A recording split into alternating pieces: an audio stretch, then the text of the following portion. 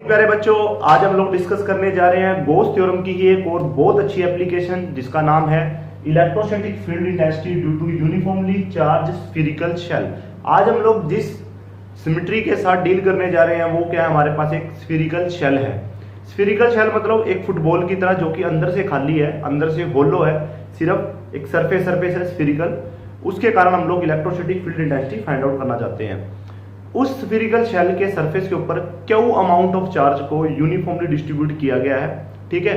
और जो इसकी सरफेस चार्ज डेंसिटी है वो क्या है, सिग्मा है, ठीक है। देखिए बेटा, let us consider a spherical shell of radius small R, मैंने रेडियस कितनी ली है, small R, having charge Q is uniformly distributed over its surface. उसके पूरे सरफेस के ऊपर चार्ज क्यू को यूनिफॉर्मली डिस्ट्रीब्यूट किया गया है such that surface charge density sigma is given by sigma is equal to dq by ds। Sigma की जो हमारे पास वैल्यू होती है वो क्या होती है, dq by ds। तो यहां से हम लोग dq को क्या लिख सकते हैं, सिग्मा इंटू ds। दोनों तरफ क्या कर देंगे, इंटीग्रेशन, जहां से हमारे पास q निकल कर आ जाएगा, क्योंकि हम लोग को डील किसके साथ करना बेटा, डील हमें करना है q के साथ। तो बेटा q हमारे पास कितना आ जाएगा, सिग्मा इंटू, बेटा देखिए ds का इंटीग्रेशन क्या आएगा, इस स्फीयर का जो स्फीरिकल शेल है इसका curved surface area of shell वो कितना आ जाएगा, 4 पाई आर स्क्वायर। तो हमारे पास क्यू की वैल्यू कितनी आ गई बेटा, sigma into 4 pi R square, ठीक है। चलिए इस एप्लीकेशन को, इस क्वेश्चन को आगे बढ़ाते हैं। देखिए बेटा, हमें यहाँ जो इलेक्ट्रोस्टैटिक फील्ड इंटेंसिटी निकालनी है वो हमें गॉस थ्योरम की हेल्प से निकालनी है।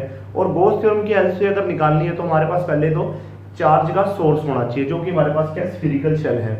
फिर हमारे पास हम गॉस थ्योरम को अप्लाई करने के लिए गॉसियन सरफेस को कंसीडर करते हैं। तो गॉसियन सरफेस क्या लेंगे, इसी के सिमेट्रिकल लेंगे। सिमेट्रिकल कैसा होगा, एक स्फीयर होगा जो कि इसे साइज से बड़ा होगा। चलिए देखते हैं। तो हम इसको पार्ट बाय पार्ट करेंगे। पहले पार्ट के अंदर हम लोग क्या कर रहे हैं, पार्ट फर्स्ट, उसमें हम लोग क्या करेंगे, इलेक्ट्रोस्टैटिक फील्ड इंटेंसिटी निकालेंगे आउटसाइड द शेल। शेल के बाहर कितनी फील्ड है, ठीक है, बाहर वाले रीजन में। तो इसके लिए हमें क्या करना पड़ेगा, एक गॉसियन सरफेस को कंसीडर करना पड़ेगा। तो हम लोग एक गॉसियन सरफेस को कंसीडर कर रहे हैं। मैंने लास्ट वीडियो में भी आपको बताया था गॉसियन सरफेस क्या बेटा, एक इमेजिनरी सरफेस है। उस सरफेस हमें कुछ लेना देना नहीं है, सिर्फ अपनी कैलकुलेशन को कैलकुलेट करने के लिए उसकी एक बार हमको रिक्वायरमेंट होती है। बाद में हमारे पास आंसर के अंदर कहीं उस सरफेस के बारे में कोई बात नहीं आएगी, ठीक है। तो हम लोगों ने एक स्फीरिकल गॉसियन सरफेस हम लोगों ने कंसीडर कर लिया है, ठीक है। अब इसकी रेडियस क्या है, हमारे पास r है, ठीक है। ऑब्वियस सी बात है, जो r है वो ग्रेटर देन है स्मॉल r से, बड़ा r छोटे r से बड़ा है, ठीक है। और यहां पर फिर मैं ds सरफेस ले लूंगा जिसकी डायरेक्शन परपेंडिकुलर टू सरफेस होगी। पॉजिटिव चार्ज के कारण फील्ड इंटेंसिटी डायरेक्शन भी बाहर की तरफ, तो इलेक्ट्रोस्टैटिक फील्ड की डायरेक्शन भी बाहर की तरफ होगी। मतलब ds वेक्टर और e वेक्टर की डायरेक्शन हमारे पास एक ही डायरेक्शन के अंदर अभी तक आ रही है, ठीक है। तो देखिए अप्लाई कर देते हैं फ्रॉम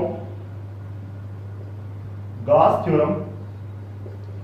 बेटा गॉस थ्योरम हमें क्या कहता है कि surface integral of electric field intensity is always equal to 1 by epsilon into the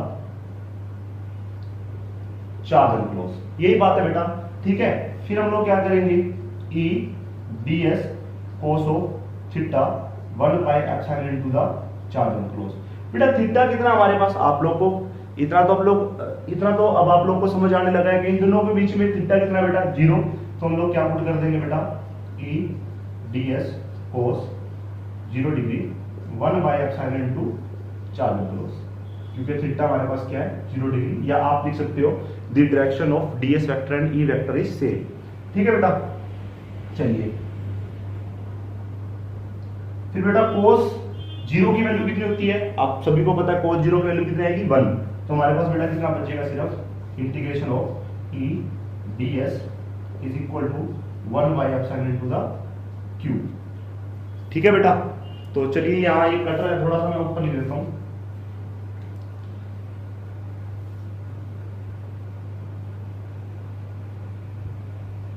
ठीक है, तो हमारे पास बेटा कितना आ गया, E ds 1 by epsilon into the Q, क्योंकि कोस 0 की वैल्यू हमारे पास कितनी आ गई बेटा 1 आ गई।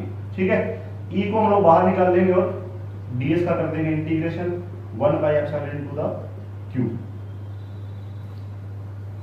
फिर बेटा ds का इंटीग्रेशन आप लोगों को पता है, curved surface area of Gaussian surface, क्योंकि हम लोग ने ds गॉसियन सरफेस के ऊपर माना है। ठीक है, तो हम लोग क्या लिखेंगे, curved surface area of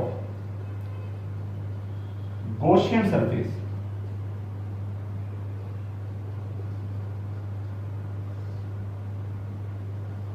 is equal to 1/ε into the Q. तो बेटा गॉसियन सरफेस का जो हमारे पास ds या कर्व्ड सरफेस एरिया कितना आएगा, वो आएगा 4 पाई कैपिटल आर स्क्वायर, क्योंकि गॉसियन सरफेस की रेडियस बेटा कितनी है, कैपिटल आर है, और हमारे पास बेटा कितना आ जाएगा 1/ε इनटू द क्यू। और यहां से हमारे पास जो वैल्यू निकल कर आएगी, आप लोग साथ साथ वीडियो को पॉज करके नोट करते रहो, जो हमारे पास वैल्यू जो यहां निकल के आएगी, तो वो वैल्यू हमारे पास कितनी आएगी बेटा, ई की वैल्यू जो हमारे पास बनेगी वो कितनी बनेगी, Q by 4πε0 capital R square.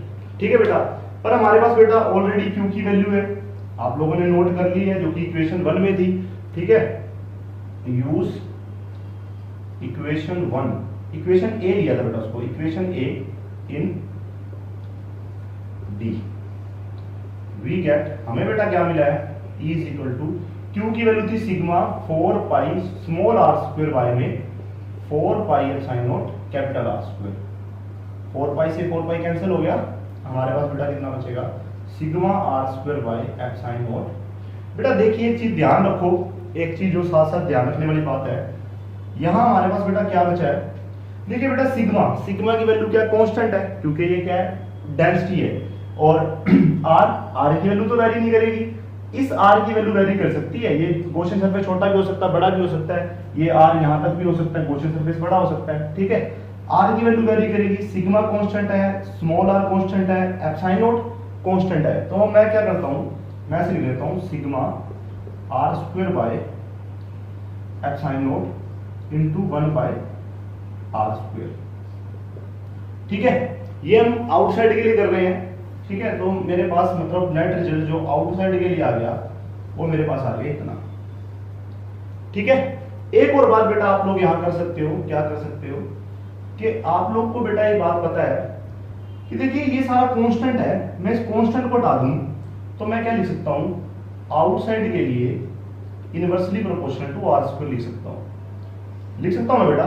ठीक है, ये सारा हटा दिया मैंने, तो E outside inversely proportional to R square आ गई। इस पॉइंट को मैं नाम दे देता हूं इक्वेशन नंबर 1। ठीक है, इस पॉइंट को साथ साथ याद रखते हुए चलेंगे, ये हमारे पास है इक्वेशन नंबर फर्स्ट आ गई। ठीक है, अब जो सेकंड जो पार्ट हम लोग करेंगे, पार्ट सेकंड में हम करेंगे ऑन द सरफेस। मतलब बेटा ये जो ds हमने कंसीडर किया है बड़े वाले स्फीयर के ऊपर, उसको वहां कंसीडर ना करके हम लोग यहां कंसीडर कर रहे हैं। ठीक है, तो मतलब बाहर वाले स्फीयर को मैं मिटा देता हूं। अब जो मेरे पास जो कैपिटल आर है वो इसी आर के बराबर हो गया ना, दोनों आर देखिए, ये आर ही तो है, मतलब that is capital R is equal to small R. ठीक है, तो ds और e की डायरेक्शन बेटा सेम है, एस वी हैव, हमारे पास बेटा e की वैल्यू कितनी आ रही थी, sigma R square by ε0 R square, इतनी थी ना, हमारे पास पीछे वैल्यू आई थी अभी जो लिखी थी। ठीक है, तो बेटा देखिए हम लोग क्या कर सकते हैं, वहां आर और आर तो बराबर ही है, तो मैं स्मॉल आर कैपिटल आर की जगह छोटा आर लिख सकता हूं, use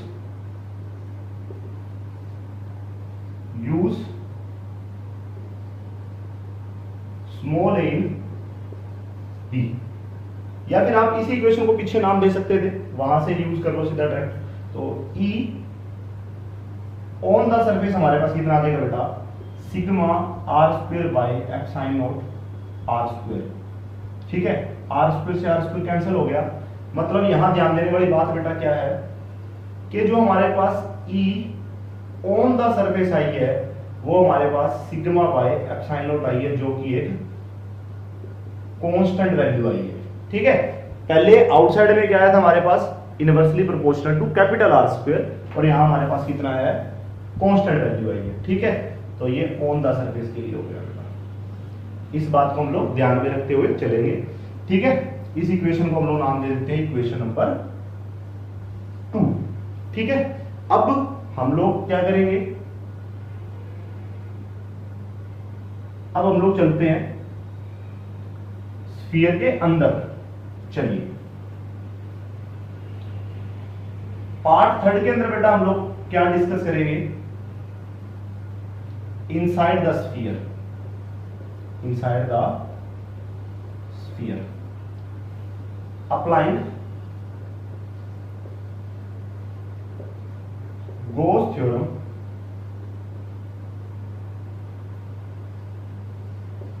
EDS Q by epsilon not. क्या बेटा अंदर Q है क्या हमारे पास? Q तो सिर्फ सरफेस पे है, अंदर तो Q है ही नहीं हमारे पास, जीरो। अगर मैं इलेक्ट्रोस्टैटिक फील्ड इंटेंसिटी को इनसाइड लिखता हूं तो मुझे Q लिखने का अधिकार नहीं है, मैं यहाँ Q नहीं लिख सकता। मतलब मेरे पास बेटा सारा अगर मैं सोल्व भी कर लेता हूं E ds cos 0 जीरो ही आ गया, 0 बाय समथिंग 0, मतलब मेरे पास E ds 0 के बराबर आ गया। मैं यहां कह सकता हूं, देखिए क्योंकि देखिए बेटा E और ds की मल्टीप्लाई, E और ds की मल्टीप्लाई 0 है बेटा। सरफेस की देखिए सरफेस की मल्टीप्लाई इलेक्ट्रोस्टैटिक फील्ड के साथ 0 है। सरफेस तो है हमारे पास, एग्जिस्ट कर रहा है सरफेस, तो अंदर मैं छोटा गॉसियन सरफेस ले लूं, वहां मेरे पास सरफेस एग्जिस्ट कर जाएगा। पर क्या देखिए सरफेस तो मतलब है, सरफेस तो 0 नहीं है। अगर दो टर्म्स की मल्टीप्लाई 0 हो और उसमें से एक टर्म अगर 0 नहीं है तो दूसरी 0 होगी, मतलब इलेक्ट्रोस्टैटिक फील्ड इनसाइड क्या आएगी हमारे पास 0 आएगी। जैसे अगर मैं कहूं x की मल्टीप्लाई y के साथ 0 है पर x जो है वो 2 है, तो बेटा ऑब्वियस ही बात होगी ना, y क्या होगा 0 होगा, तभी तो 2 इंटू 0 हमारे पास 0 आया है। ds तो कभी 0 हो नहीं सकता, सरफेस अगर गॉसियन सरफेस अंदर अगर हम लोगों ने कंसीडर किया है तो गॉसियन सरफेस तो होगा, मतलब ds तो होगा, मतलब इलेक्ट्रिक फील्ड अंदर क्या आएगी 0 आएगी। तो inside the spherical shell electrostatic field is 0। तो हमारे पास जो तीसरा पॉइंट निकल कर आ रहा है, तीसरा पॉइंट हमारे पास निकल के आया है, अब मैं तीनों पॉइंट लिख देता हूं। आउटसाइड के लिए बेटा हमारे पास क्या आया था इक्वेशन नंबर फर्स्ट में, inversely proportional to R square, यही था। फिर ऑन द सरफेस के लिए क्या आया था, सिग्मा बाय एप्सिलॉन नॉट, जो कि एक कांस्टेंट वैल्यू थी।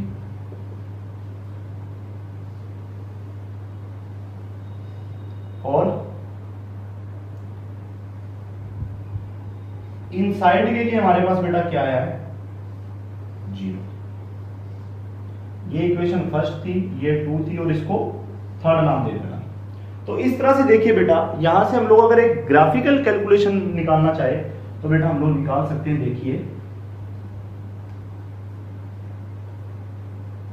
देखिए बेटा मैं क्या करता हूं, एक ग्राफ ड्रॉ करता हूं।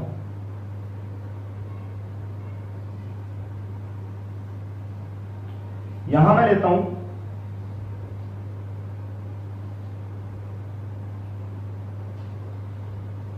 आर की वैल्यू और यहां मैं ले रहा हूं इलेक्ट्रोस्टैटिक फील्ड की वैल्यू। सबसे पहला पॉइंट तो बेटा क्या है, जब आर की कोई एक निश्चित वैल्यू है, मतलब जब आर स्मॉल आर के बराबर है, तब इलेक्ट्रोस्टैटिक फील्ड की वैल्यू एक फिक्स आती है। मान लीजिए ये फिक्स पॉइंट है जो कि सिग्मा बाय एप्सिलॉन नॉट है। ठीक है, तो यहां मैं फील्ड कितनी लिखूंगा, तो मेरे पास ये पॉइंट आ जाएगा। ठीक है, जब बेटा आर की वैल्यू, ये पॉइंट क्या था, आर की वैल्यू ग्रेटर देन आर है, ये पॉइंट मेरे पास है r इक्वल टू r और ये पॉइंट है r लेस देन r। जब r की वैल्यू ग्रेटर देन r है तब इनवर्सली प्रोपोर्शनल है। इनवर्सली प्रोपोर्शनल का मतलब कि वो एक्सपोनेंशियली डिक्रीज कर रहा है, एक्सपोनेंशियली डिक्रीज कर रहा है value. e outside inversely proportional to r square है और यहां मेरे पास e की value sigma by epsilon naught है। और अब देखिए अगर ग्राफ हम लोग ठीक बना रहे हैं, जब r से छोटा है मतलब जब इस r की वैल्यू इस r से कम आएगी, मान लीजिए अगर ये 13 है 12 आएगी तो 0 होगा, तो 0 ही तो आ रही है बेटा, ये क्या वैल्यू है, 0 वैल्यू तो है, मतलब e इनसाइड के लिए 0 आएगा। ये हमारे पास बनेगी इसकी ग्राफिकल रिप्रेजेंटेशन। ठीक है, this is all about this topic. Thank you very much.